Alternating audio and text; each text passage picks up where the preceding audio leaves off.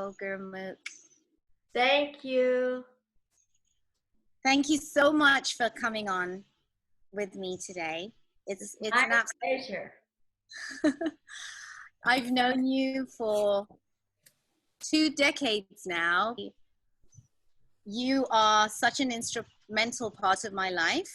The life, the woman, the legacy that you have been able to share with me and to so many is a gift. And I know that it's difficult for you to hear praise about yourself because you're humble that way, but you just have to know that the seed of everything that you've given me has blossomed and bloomed into such amazing flowers and shrubs and gardens. And I am so grateful to you in my life and in the life of so many. And today I wanted to invite you on because I felt during this time, it's so necessary for us to share our stories and to inspire one another and to come back home to our hearts, come back home to our roots.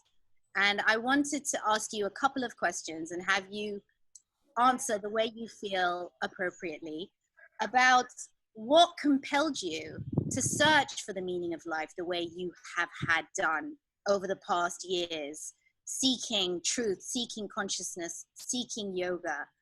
And what was it? What was the first thing that made you look for more than what was offered to you in your life? It's a great question, Chandani. It was way back when.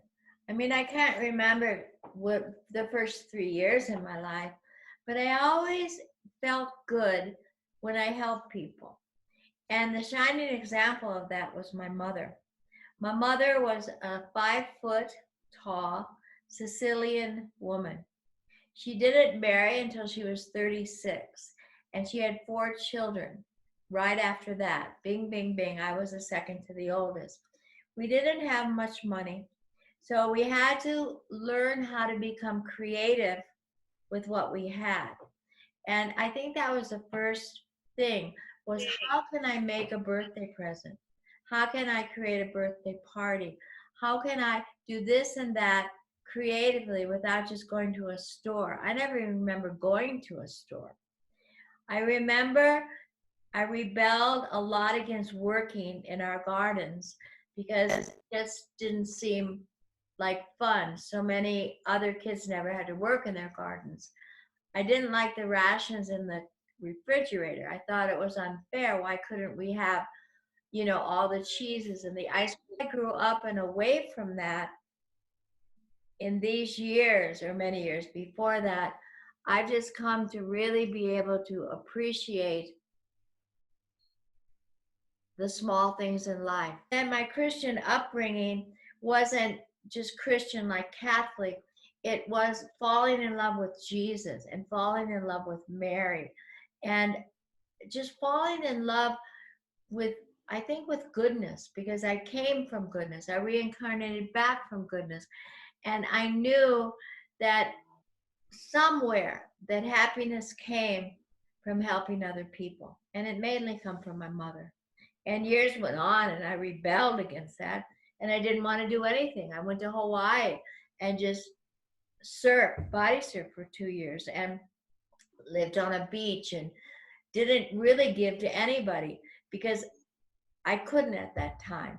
And then one day I can remember I woke up and said, there must be something else to life. I thought I'd just body surf the rest of my life and eat avocados.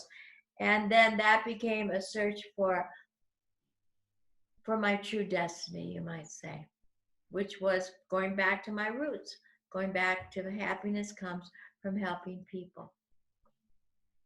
Who was the person, or what was the scenario that led you to meet Yogi Bhajan in Los Angeles, right? So you were in Hawaii living this crazy bohemian lifestyle. Hippie life. I didn't meet him in LA. I met him in Tucson, Arizona, and this is a really fun story.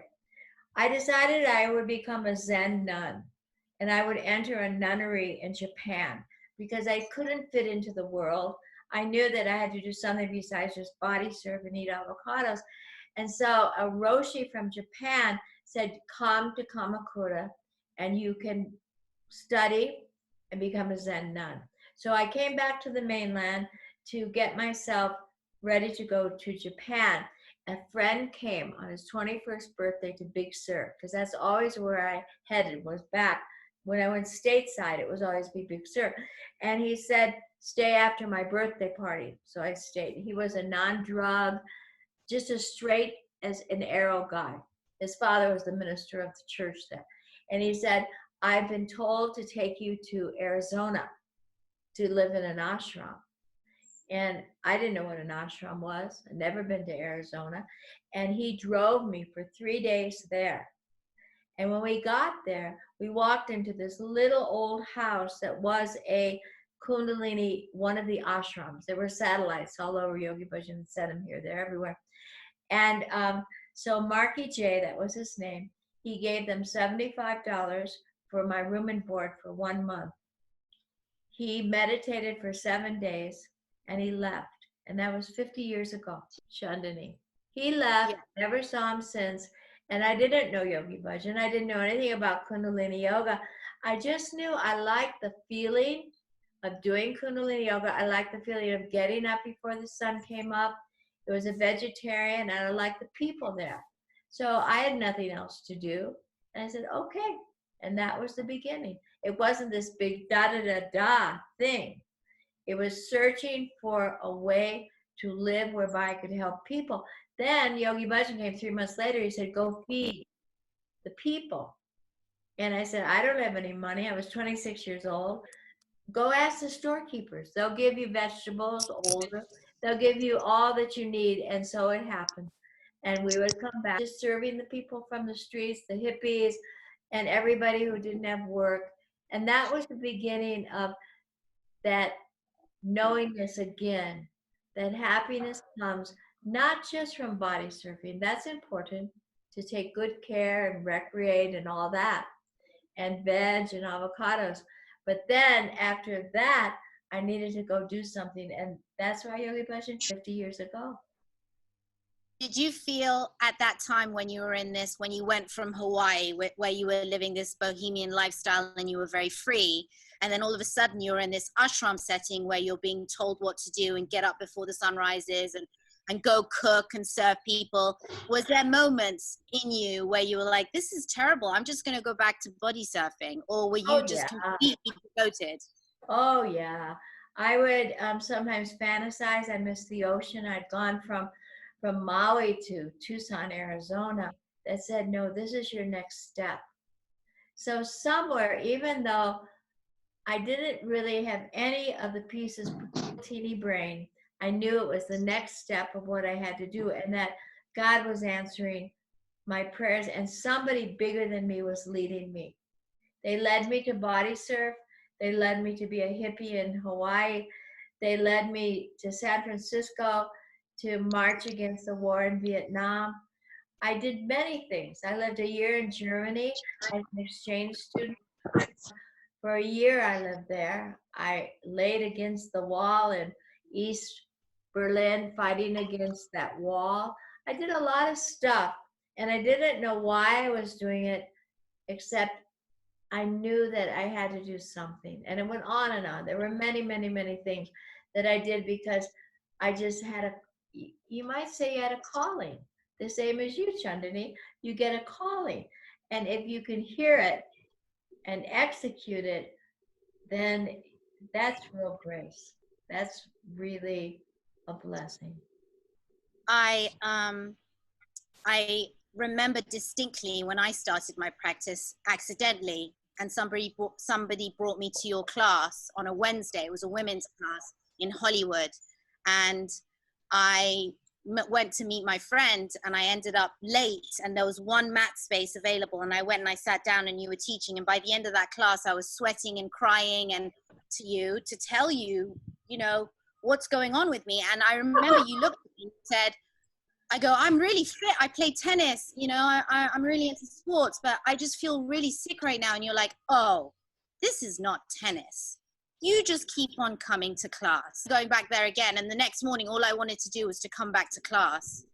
And it was this years, actually, of hating it and loving it, wanting to leave, but staying. Frantic, crazy, disassociated, disconnected life on one end. And then on the other end, I was being pulled into this universe of breathing and stretching and dealing with things that were making me very uncomfortable, and putting myself into a practice that was not part of the rest of my life, and specifically being afraid that I was losing something that I was so familiar with, and trusting the practice.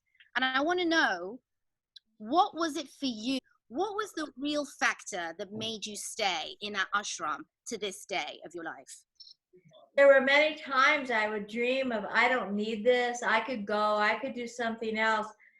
It's your soul, it's your destiny, it's your karma, it's your gift. And I got led to every single thing that I ever did in my life, as all of us have. And I trusted being led. I really must have trusted God, that there was a bigger purpose than just to be. That was one thing. And when I was 19, I didn't want to live anymore. And I was willing to kill myself at that time, because I said, if I don't know why I'm here on this earth, then I don't want to be here. And I really broke down. And I think then it's like when you're in 12-step, you get on your knees and say, I need help. I think God just picked me up and just carried me away, made it to my first Kundalini yoga class in Tucson, Arizona. And that was it. That's what I was looking for. And it's it to today. I mean, with everything going on in the world, I'm teaching 3 mornings a week, and I'm doing benefits all over the world, because I asked God, okay, I can't get my suitcase and get on an airplane like I do 9 months out of the year. So what can I do? And the message was, teach in Mexico City and raise money to feed the people. Teach in Delhi, feed the people. Teach in Cape Town, Africa, feed the people. And I know all people in these people. That's what I'm doing now. But I have to teach. It's just an artist who has to paint, or an actor who has to act, maybe a surgeon that has to continue the surgery. It doesn't matter. You have a calling. I remember so many moments in class, because I think when we're in class, we are in our purest form when we go through the kriyas and in that sacred space. And I remember this one time you said, build the kingdom, let them tear it down, keep on building. And that's basically who you are, who you have been, and what you teach and what you practice. And if ever a time there was a place to recognize and acknowledge that in every tier of society have been halted. And I think now is a great time, like you said, for creativity and innovation. And for those of us who practice, challenges come up all the time. Yeah, it's like, can you smile and can you laugh? Look, I'm 77 years old. I've been through a lot. You've been through a lot. And when you get older, this is what I believe, and you have had a spiritual practice, whatever it is, it doesn't matter. Things run off your back like a duck much easier. And that expression, all things shall pass. So I don't get caught up in stuff anymore, or as much. You know, of course, when Wa was pregnant and when she went into labor and I wasn't there, I prayed a lot. But as a mother, you always, God, please, please let this birth, let this baby and everything turned out divine. I also know all things shall pass. Like this challenging time right now in the world, it shall pass. We'll look back on it. Remember last May, oh my God, but we'll be doing something else. So all things pass. And when I take my last breath, all things shall pass. So I'm basically happy.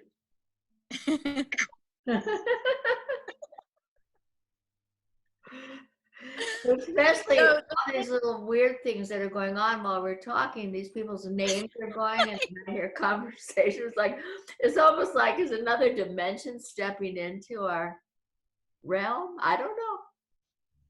I just think that you are the master of going with the flow, you know, Yeah. because you have to. I think that's what a successful being is, somebody that is, one, comfortable in their own skin, and B, can just go with the flow. And you emulate that so perfectly. And thank God for that. Thank God for role models that will shine the light in moments where you feel that there is no recourse, you know? But I didn't always. That's what you have to understand. When I was running our Golden Temple restaurant in LA before I even knew you, Yogi Bhajan made me run it. And I didn't know how to talk to people. And I had all these employees there. And a lot of them didn't want to work there. He told them to go to earn a living because they were in a chiropractic school. And they didn't like to be bossed around, especially by a woman.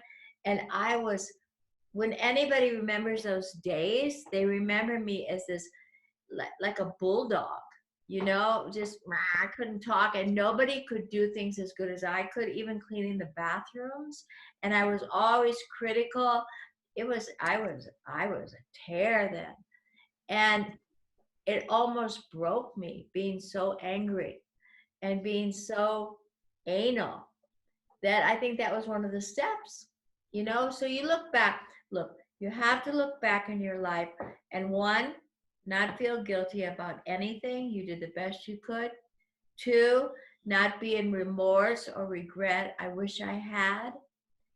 Not be a victim, but just say everything was in perfect order so I could be as I am today. Even if right at this point in your life, you're not so happy. Everything has a stage and a place and a purpose for you. I've counseled so many people that have been so miserable. 10 years later, they're not. Why? Because they got through that portal, they got through that hole, through meditation, through yoga, through kind deeds, whatever it took, whatever faith, religion or no religion. If you keep going forward, you will find your happiness. And with happiness comes good health. That's how I feel. I may be off. I don't know. I only know. No, I don't think you're off. I don't think you're off. I think because, you know, you say that happiness is really the goal of life for an individual.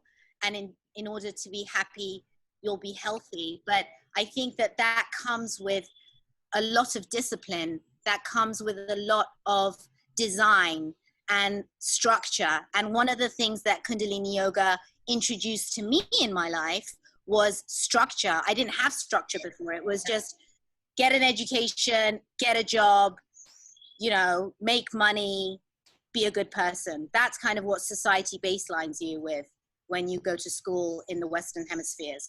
But when I started my practice with Kundalini Yoga, which was my first spiritual practice that I was not looking for it in any way, shape, or form, is that it taught me that in order to be happy, in order to be healthy, you need to cultivate that.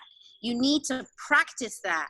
All those years, you know, putting our arms up like this and dying, the lactic acid, and you pushing us through and pushing us through. And it's just, if you looked outside on a window at these people, like breathing and doing these things, you think it was just crazy. But there's a psychological fact about moving through your physiology and disciplining yourself to cultivate a practice of ritual that puts you in line with the rhythms of the universe that will bring you to your ultimate happiness. Can you comment on that? I think that Kundalini Yoga is a science. So we don't say, I hope you will change. We know you'll change. The beauty of it is you have to do the work. The reason you are who you are, Chandani, amongst many things, being the mother of three, a beautiful wife, a person who wants to serve the world, you did that Kundalini Yoga. You didn't bring your arms down. Now, we call it, or I call it, self-discipline, disciple of yourself. Discipline is out there. The Catholic Church, the government, whoever tells you, yes, yes, yes. Self-discipline means you become a disciple of your own consciousness, and you will be delivered because you're delivering yourself. And then once you deliver yourself, you make the connection with God. When Yogi Bhajan first came, he'd say, God and me and God are one. Now, I was raised Christian. I couldn't say that. How can I say that? God is out there. I'm just a little nothing who was born in sin. He said, no, you are God. God is everywhere. And that's what changed my life. And with the Kundalini Yoga, you just don't give lip service to it. You have the experience of it. And yes, you want to run. Yes, it hurts a lot, but you're going through the layers and layers and layers of your mind that will set you free. I know that your teaching practice has evolved as, and everybody's practice in any industry, in any art form, evolves and changes with the times. What do you think is the most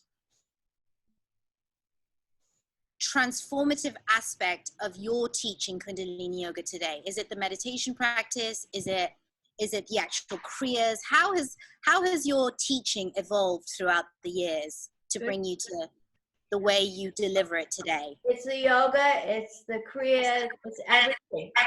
Because as I lifted out of my fears, out of my anger, and you can't be angry if you don't have fear. So the layers and layers of those first lower three chakras, fear from this lifetime, be it my birth, whatever it was, okay. They started coming undone, loosening up, coming undone.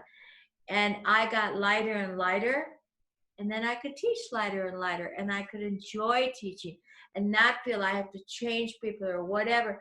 I'm not detached. I do my best. I pray for people, and then they have to do their work. And meanwhile, I can enjoy a sunny day.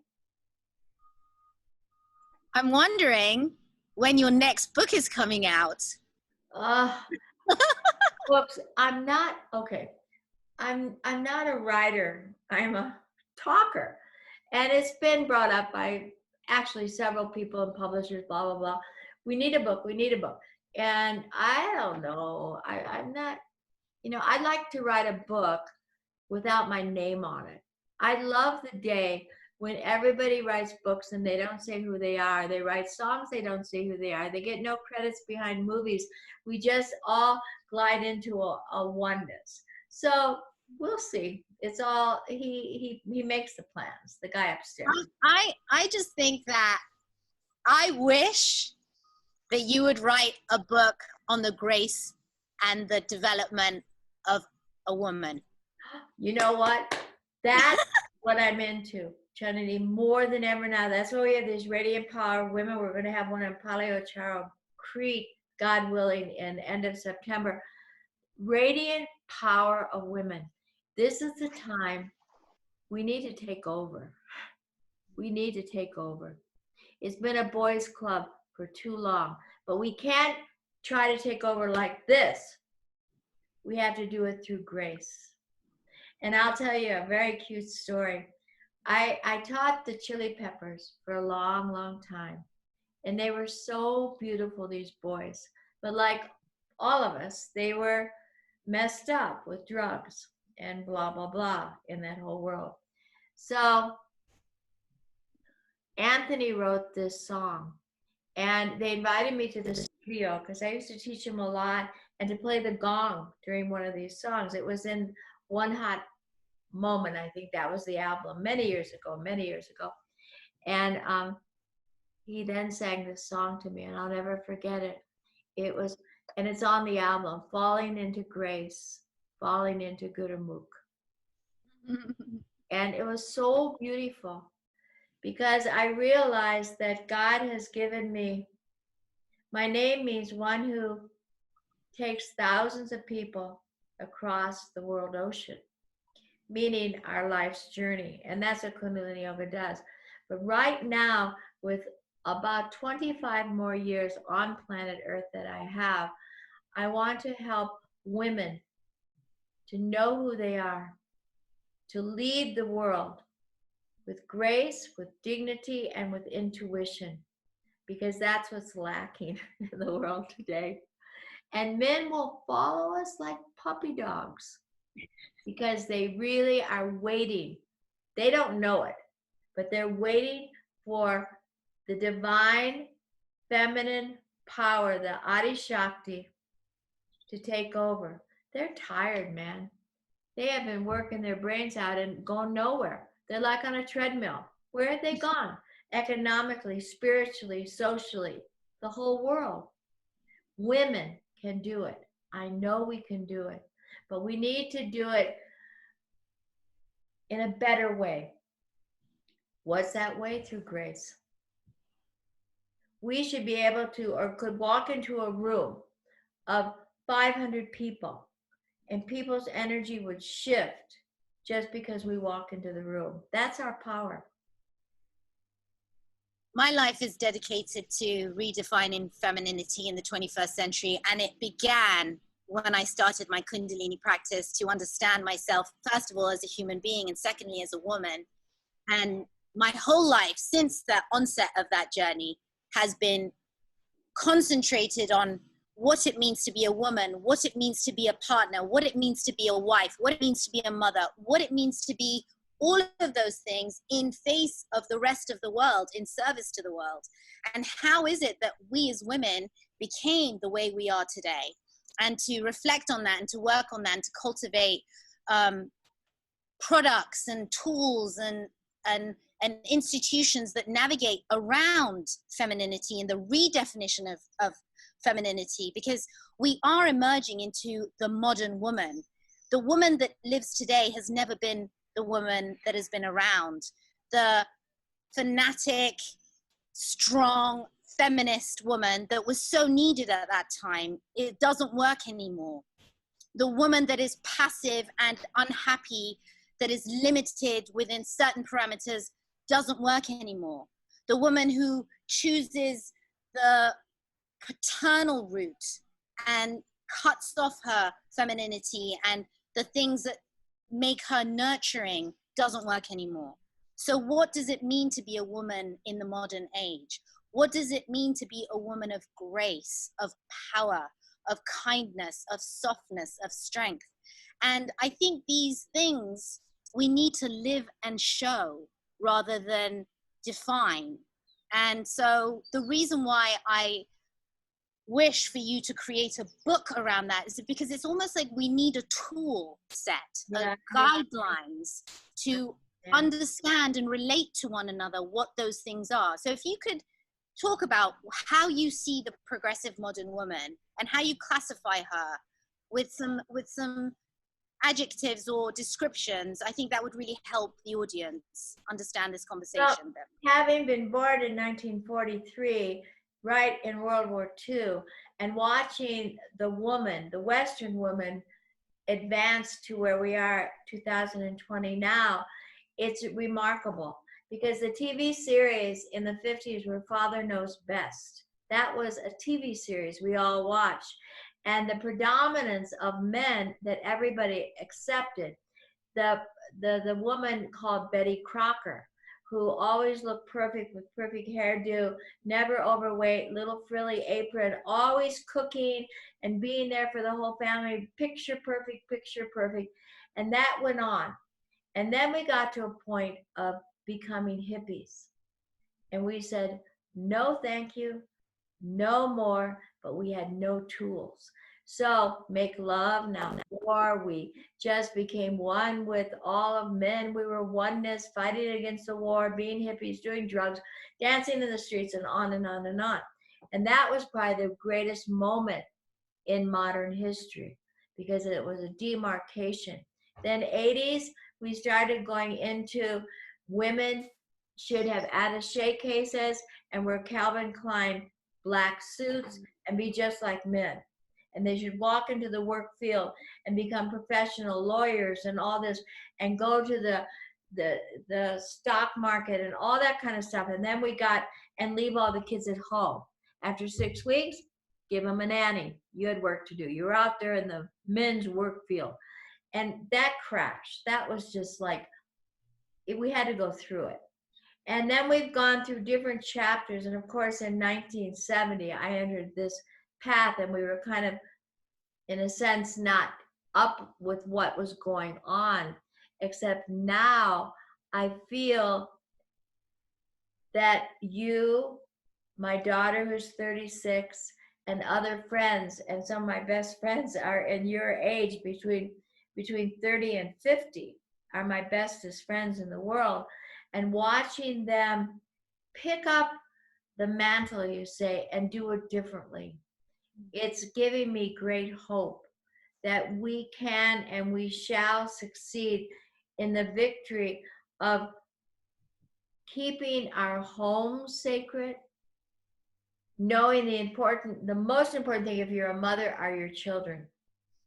Then they get to a certain age and you can branch out a little bit. But if we can bring in these fifth dimensional children, we've done our work, because their brains are different, their genes are different. They just think differently than we do. And we can help revamp our schools because they're not appropriate. We can help with the government as best we can. We can help with nutrition, everything you're doing, Chandani. And there's other women of your age that are doing the same thing in a different field of energy. If we can all do this, we'll have a victory. And if we can not yell at men, not boss them, because their brains go crazy when you boss them, but we can maneuver them,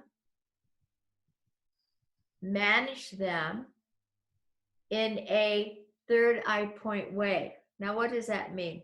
Okay, say you have a husband who's most cantankerous. He's just like many men are, because they only have one half of their brain that works. So you put a prayer out. You say, oh, Creator, or whoever it is that you connect with, help my husband to find a grace, to find a dignity. Help him to not be so action reactionary all the time about everything. And lo and behold, being married 37 years, they do that. They become what you mold them to become, but not yelling at him. So, okay, so my husband, he's not angry like he used to be. I don't take credit for it. I don't say, oh, it was all because I prayed for you. It was all because I projected. No, I give him the credit.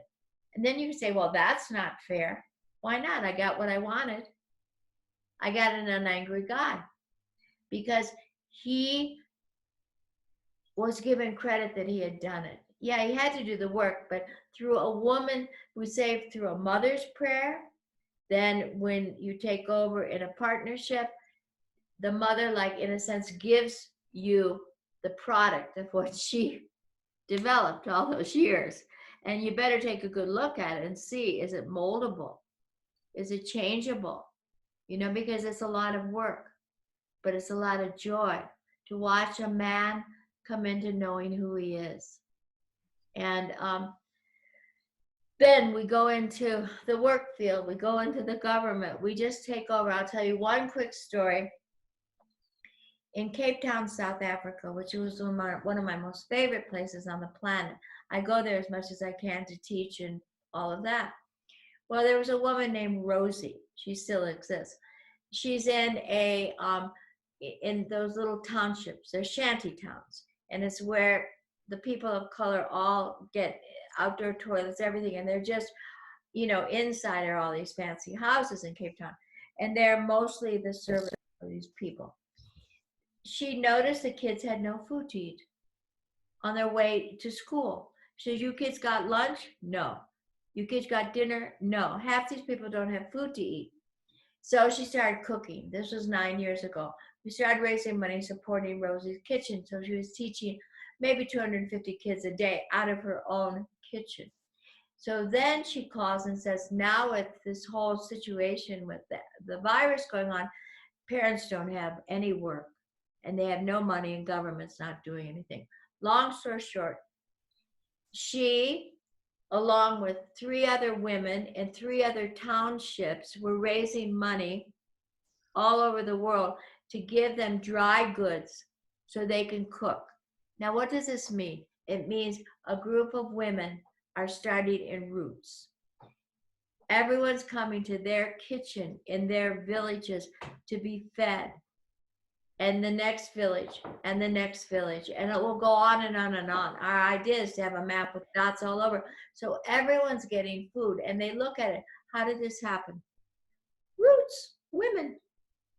And we have that power. We're not getting any glory for it. No one's getting names or plaques or winning an academy or United Nations. No. Or making any money. They're all doing it as volunteer.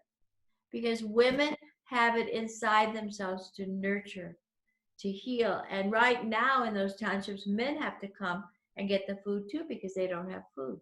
Just a small example of what's happened in the last month in Cape Town. I think that so the service of a woman to humanity is just a natural innate force within her. But I think that the fear of lack has been embedded almost genetically in us as women through cultures, through generations. And when a situation exposes itself, when women can come together, not for money or fame or anything like that, but just simply to nurture and to help, then it fosters more women to gather together. Absolutely. Can you comment on why those kinds of things seem so far and few, especially in Europe and America? That in South Africa this happened, but I don't really hear of these things happening, or maybe even in India it happens, but I don't hear of these things happening so much in the Western hemispheres with women. You know, somebody said to me, a very wise shaman said to me, America and Europe are so self-absorbed in self, and they're so separate in their own homes, in their own yards, and they're not amongst, except maybe New York City when you see the homeless all over the place. Well, LA too. It's they don't have that calling because I think if I didn't live in India half the year and go to other places, I wouldn't see. I think we're just self-absorbed. Our own kids, their education, their higher education, organic food on the table. You know, it's a lot about me in America. It's more little units. Me. Where in Cape Town, South Africa, it's much more within that culture. But there are people who are me's. But there's more prevalence of we. And in India, so also. People live closer together and they live amongst each other. Here, you can go from your apartment down to your underground car garage. You can drive to your underground car garage at work in LA and go up the elevator and never mingle with anybody except your colleagues. Yeah, that's very true. We don't, this isn't pumping too much in America. No, and I think it's pumping with me. And that's why we keep doing the things we do, because we want other women to start this pump going. What can I do to help? There's so many people.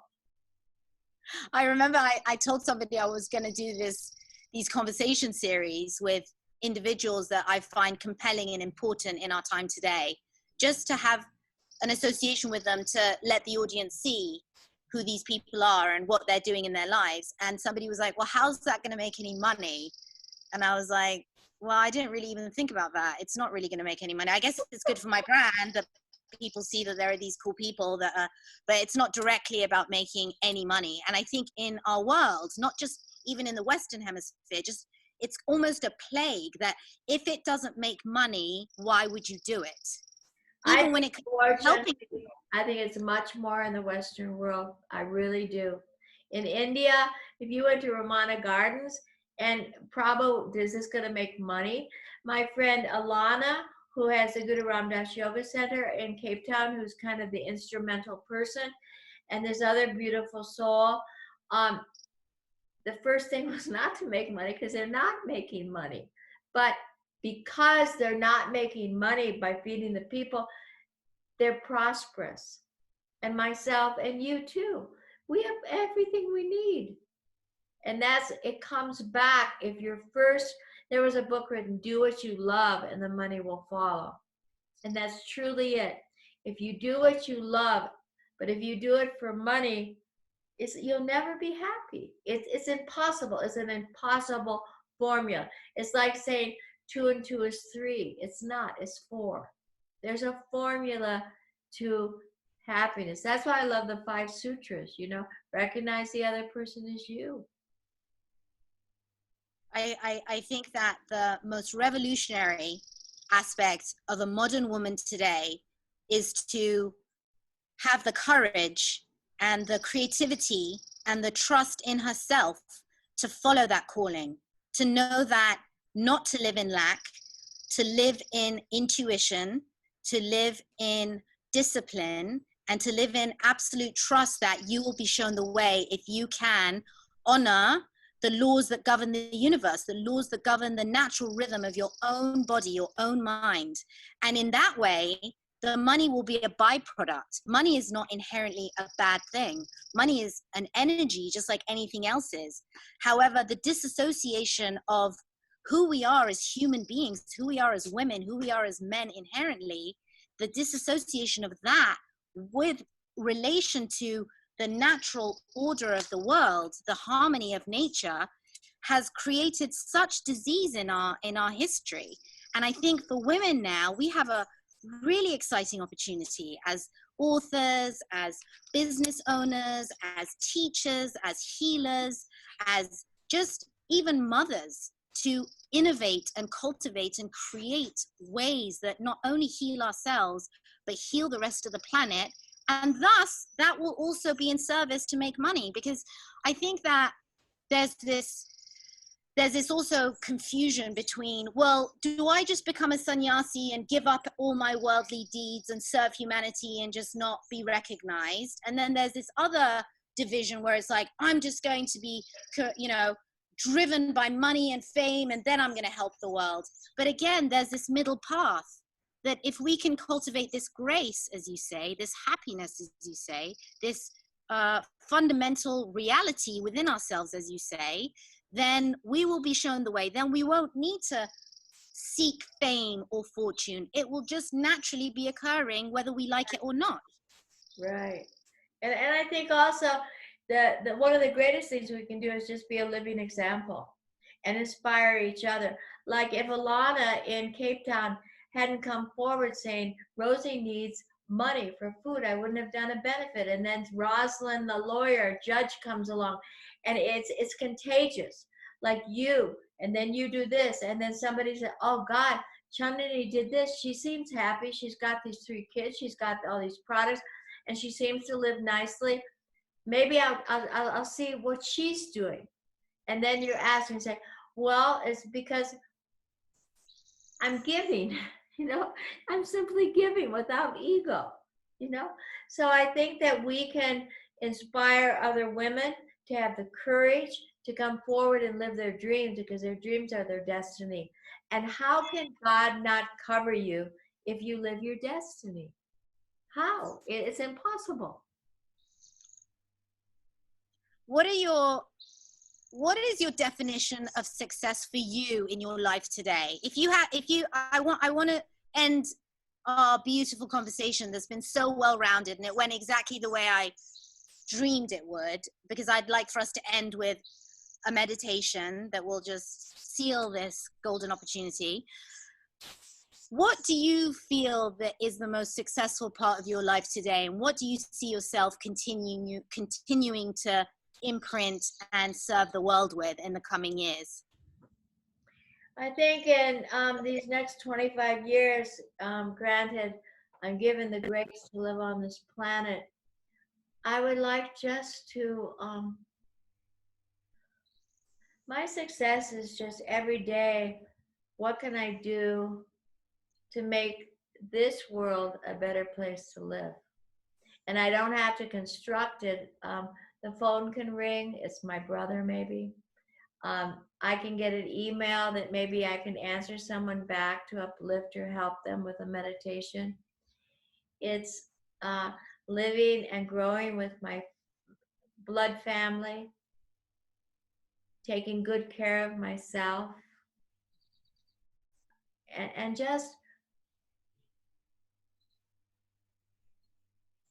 feeling peaceful, sleeping well at night, getting up in the morning, doing my sadhana, and then just saying, what can I do today to help? Because you get older and you don't, I mean, what else are you going to do? You can have a lot of hobbies. You can play golf every day. You can do all that stuff. I have a trampoline. I love my trampoline. And I keep my house clean and fresh flowers, and it's so beautiful. And that's good, but that's not enough. I have to serve, because otherwise, what's the point? What's the point if you take your last breath and you haven't left a contribution to the world? You haven't helped it in some way for now and for all the generations to come. It could have been just, I was a good neighbor. It could be, I was honest and I had a store and I helped people with groceries. It doesn't have to be da da da da. But to leave your mark, maybe also when you take your last breath, what you're left with on this earth is the vibrational frequency of you. That's what you leave. You get cremated or however whatever they do with your body.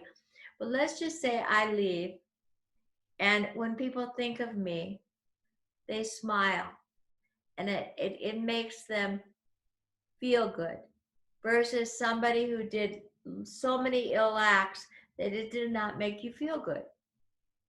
So you leave a feeling, you leave a frequency.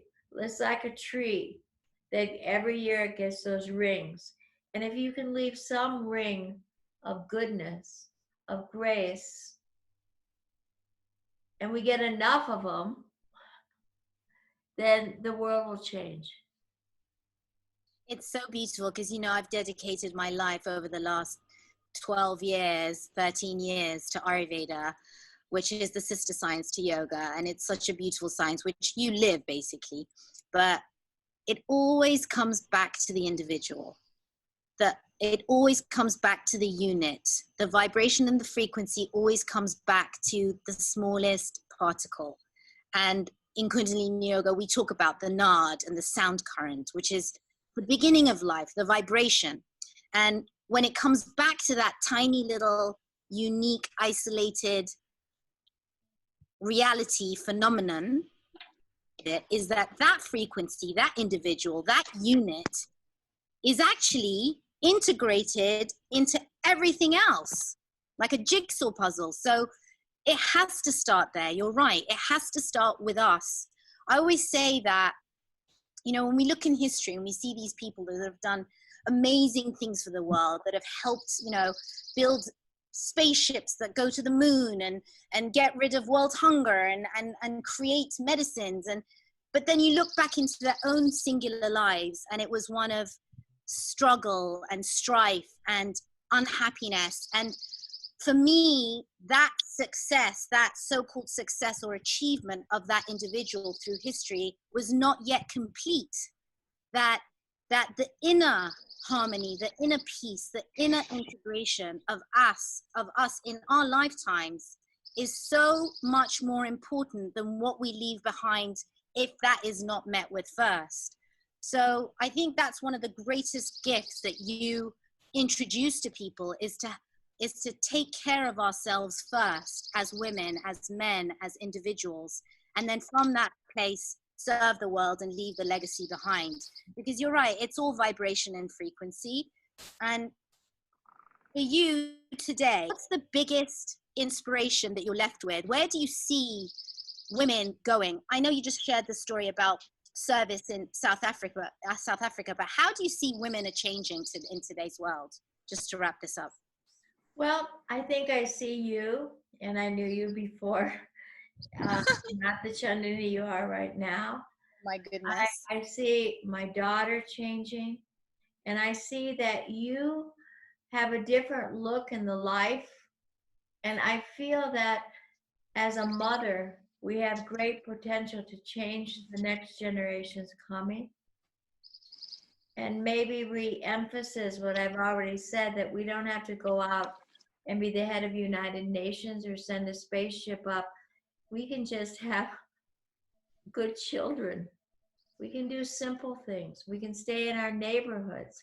We can have everything that will bring all the neighborhoods together, all the countries together. This morning I was about to play, and I think I'll do it on Friday, John Lennon's song, Imagine.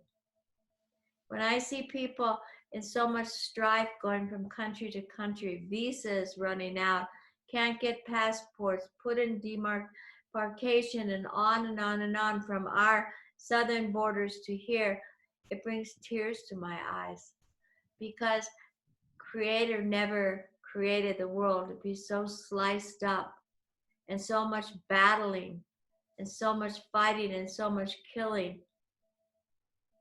And it was all basically done by men.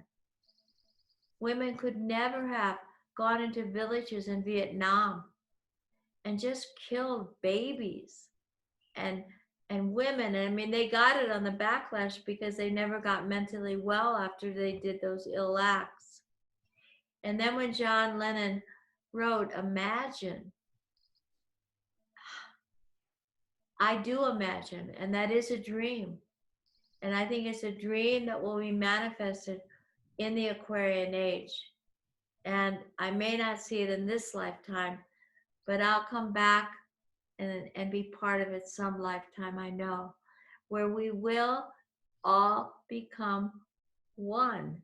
Like everybody says, we are one. And then we do all these divisions. It will change. And that's going from the Kali Yuga to the Aquarian age. And we've been promised that on planet Earth. And for we as women, let us carry on best we can and do it with the grace, as you've said, the dignity, the courage, the strength, the self-discipline, and have lots of fun along the way, and keep dancing, keep laughing, keep blowing bubbles. That's what I love about you the most, is that it always comes back to having lots of fun. Yeah. I remember the days of our initial yoga classes back in 1999 at your house. We would go and we would have food after we were dancing for 2 hours with you in class, sweating, working hard. And there was always this innocence and childlikeness about you that you carry still to this day. And I think this is one of the most priceless ingredients of Gurmukh Khalsa, is your recognition of celebration, your contribution to health, whole health, that is seated in celebration, in laughter, in childlike energy. And that is what we wish. Most of us, I know, on this planet, we wish to see more of this energy. And hopefully we keep passing the torch to each other back and forth, and we'll keep blooming and blossoming in this childlike way. And thank you so much for bringing yourself to us today. It's been amazing. And I'd like for you to end this amazing conversation with a meditation that I know you've chosen for. This is so easy. And I was just recalling the celebration of your wedding. What a great day that married us. Days. Oh my God. Okay. Left hand goes on your shoulder like this. You can do it sitting in a chair on the floor in easy pose. Right hand goes like this. Just up like this. Simple. Eyes are focused at your third eye point or the tip of the nose. It's all mouth breath. You'll take in 3 inhales and 1 exhale. And it's a rounded lips. So it's for grace. And grace wins the race. So it goes like this. Do 11 rounds. And when you're at home doing this, try it for 40 days for like 7 minutes or 11 minutes. Let's do it 11 rounds now and begin.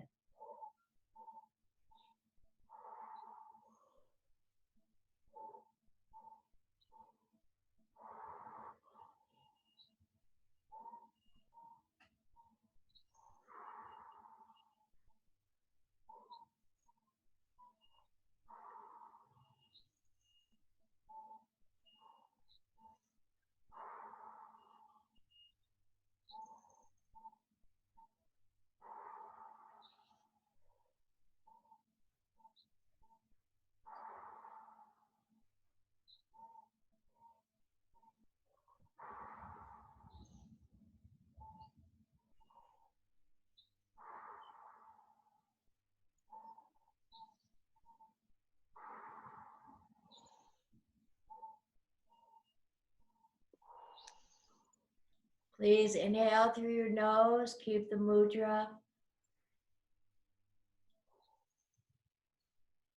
And exhale. Just bring your hands in prayer and may the long time sun shine upon you. All love surround you and the pure light within you guides your way on and on and on. And blessings to Chandani for what she does and who she is and her amazing amount of courage and laughter and joy in life. Bless you, Chandani. Sat Nam.